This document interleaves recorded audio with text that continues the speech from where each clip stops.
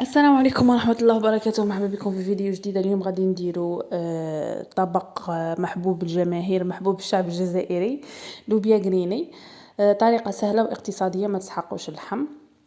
اذا هنا باينه اللوبيا تاعي غادي نفخها. نسحق طوماطيس، الثوم، البصل، الرند، التوابل، ملح وقليل من الطماطم المصبره. هنا بعد ما نرحي البصل تاعي نجي نقليه غايه في شويه تاع زيت سخون.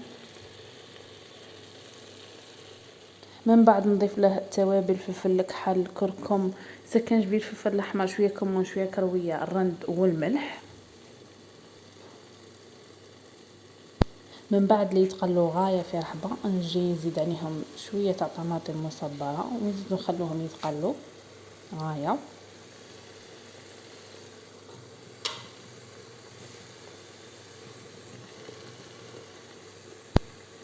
بعدها نجي الطوماطيس تاعي نرحيها ونحطها تانيك معاهم، تانيك تزيد تتقلى.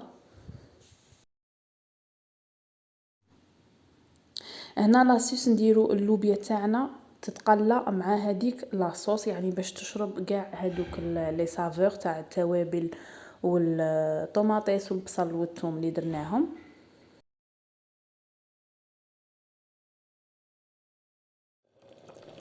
بعدها مباشرة نجو نمرقو بيان سور بالماء غالي ونبلعو عليها، نخلوها طيب على غردها حوالي ربع ساعة ماكسيموم في لاكوكوط. هنا بعد ما توجد اللوبيا تاعنا نجي في شويه تاع زيت سخون نحمر شويه تاع الثوم وندير معاه شويه كمون وشويه كرويه نخلطوهم ونحطهم مع اللوبيا، نخلوها تغلي غير غاليه واحده ونطفوا عليها، وهكا يكون طبق اللوبيا تاعكم يكون واجد.